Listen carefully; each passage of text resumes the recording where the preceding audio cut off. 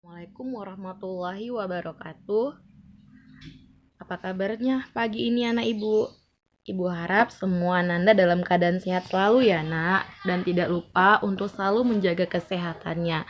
Karena di masa pandemi sekarang ini banyak sekali yang sakit. Ibu harap kalian tetap sehat dan semangat saat belajar ya nak ya. Oke, hari ini kita akan memasuki pembelajaran 3, yaitu muatan IPA KD 3.1 dan 4.1 tentang pembelajaran perkembangbiakan tumbuhan. Perkembangbiakan tumbuhan secara vegetatif, ya, itu materi kita hari ini.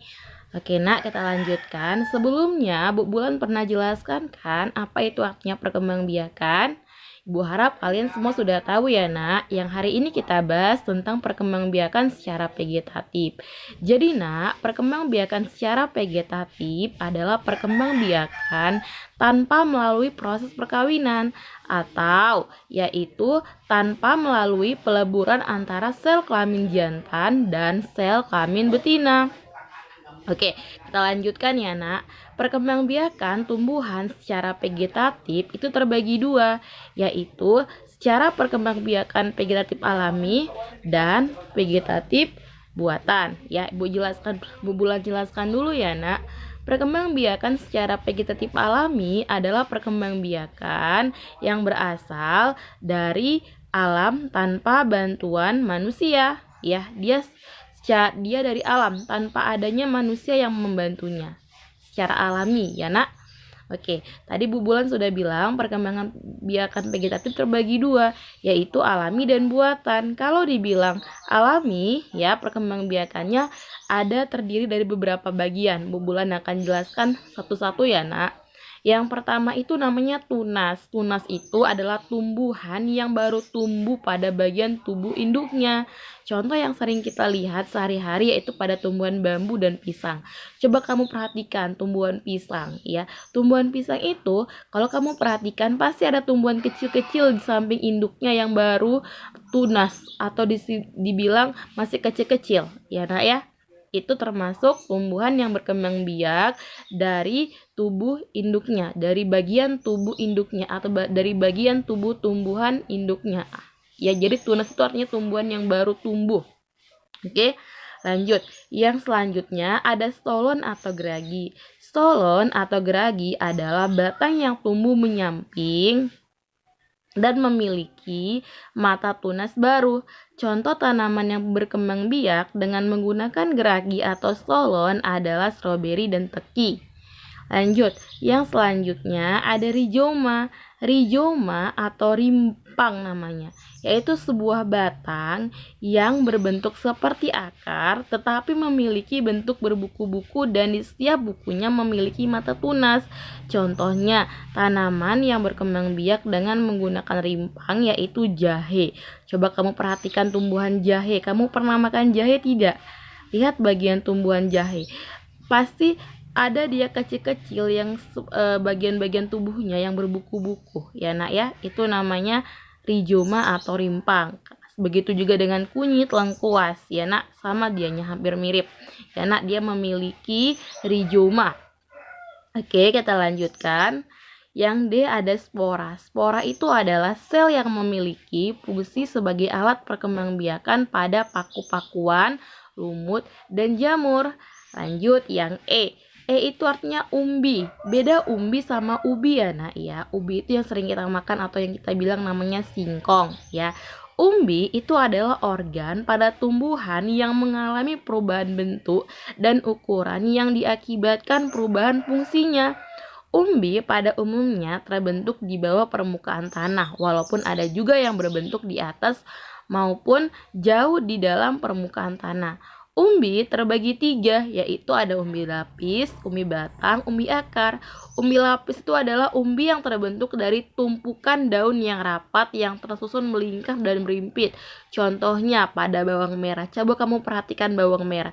Bawang merah itu kalau kamu kupas kulitnya ada bawangnya di dalamnya. Kamu ambil bagian bawang luarnya, kamu kupas lagi, pasti ada lagi bawangnya. Ya nak, dia berlapis-lapis. Begitu juga dengan bawang bombay dan bawang putih. Lanjut, umbi batang. Umbi batang yaitu umbi yang tumbuh dan berkembang di bagian dalam tanah serta menggelembung pada bagian ujungnya. Contoh kentang dan umbi jalar. Coba kamu perhatikan tumbuhan kentang ya nak ya. Tumbuhan kentang itu berkembang biak di mana? Di dalam tanah serta dia menggelembung pada bagian ujung-ujungnya.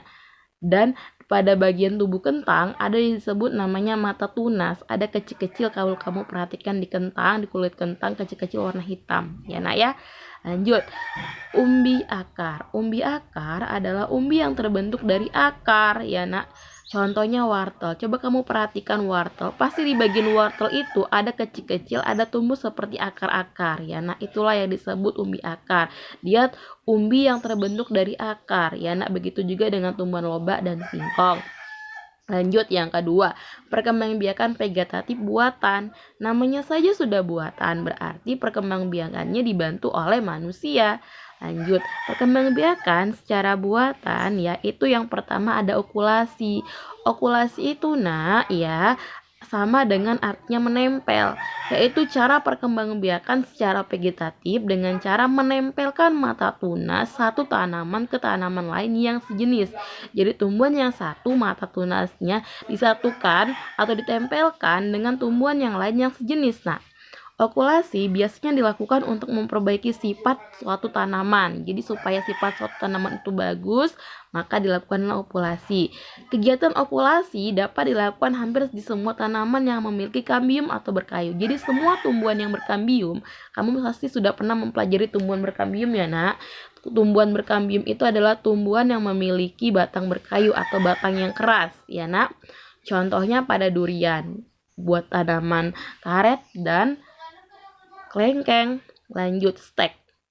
Stek atau cutting ya, itu perbanyakan dengan cara memotong bagian tubuh tanaman dari induknya untuk ditanam sebagai individu baru. Hal ini karena tanaman memiliki sifat totipotensi, yaitu sel dapat membelah diri hingga menjadi sel baru.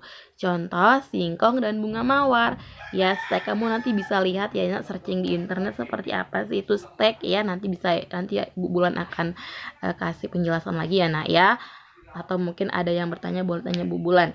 Lanjut, cangkau.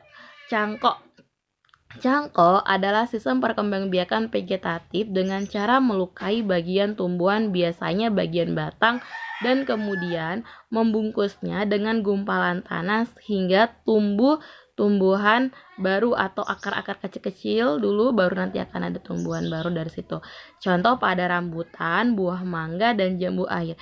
Biasanya tumbuhan yang bisa dicangkok itu adalah tumbuhan yang memiliki kambium atau batang yang berkayu. Oke? Paham sampai di sini kakak dan abang?